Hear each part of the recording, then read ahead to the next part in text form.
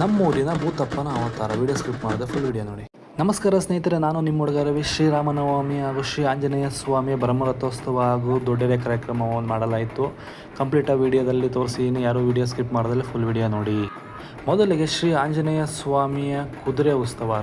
ಊರಿನ ರಾಜಬೀದಿಗಳಲ್ಲಿ ಶ್ರೀ ಆಂಜನೇಯ ಸ್ವಾಮಿಯ ಕುದುರೆ ಉತ್ಸವ ಮಾಡಲಾಗುತ್ತೆ. ನಮ್ಮೂರಿನ ರಾಜಬೀದಿಗಳಲ್ಲೆಲ್ಲ ಹೋಗ್ಬಿಟ್ಟು ಮೆರವಣಿಗೆ ಮಾಡಲಾಗುತ್ತದೆ ಹಾಗೂ ಮಣೆಯನ್ನು ಆಡಿಸಲಾಗುತ್ತದೆ ಹಾಗೂ ಪಟಾಕಿ ಸದ್ದಿನ ಮೂಲಕ ವಿಜೃಂಭಣೆಯಿಂದ ಉತ್ಸವವನ್ನು ಮಾಡಲಾಗುತ್ತದೆ.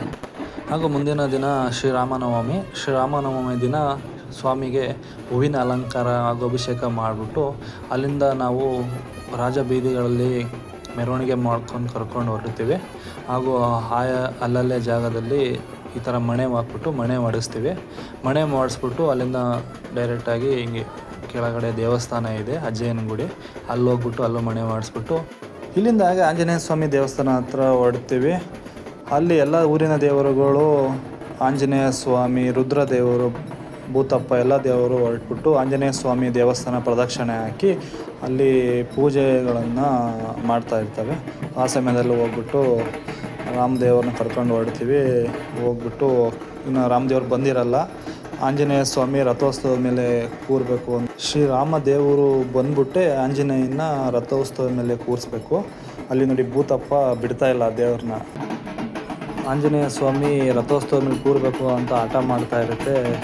ಅಲ್ಲಿ ಬಂದುಬಿಟ್ಟು ಭೂತಪ್ಪ ಅಡ್ಡ ಹಾಕ್ಕೊಂಡು ಬಿಡ್ತಾ ಇಲ್ಲ. ಲಾಸ್ಟಿಗೆ ಕೊನೆಗೆ ಭೂತಪ್ಪ ಸಿಟ್ಟಾಗ್ಬಿಟ್ಟು ಅವತಾರ ತೋರಿಸ್ತಾ ಇರುತ್ತೆ. ನೋಡಿ ಯಾವ ಥರ ಅವತಾರ ಇದೆ ಭೂತಪ್ಪಂದು.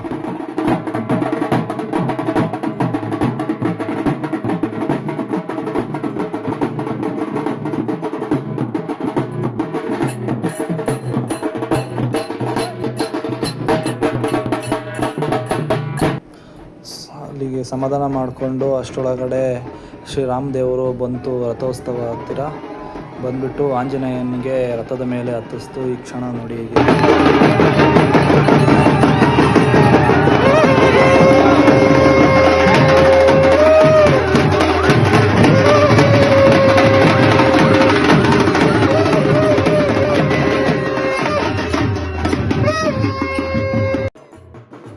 ಆಗ ರಥದ ಹತ್ತಿರ ಮಣೆ ಹಾಕಲಾಗುತ್ತದೆ.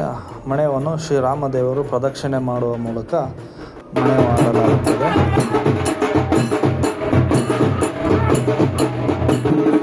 ಹಾಗೂ ಸಾಯಂಕಾಲ ಆಂಜನೇಯ ರಥೋತ್ಸವವನ್ನು ಎಳೆಯಲಾಗುತ್ತದೆ.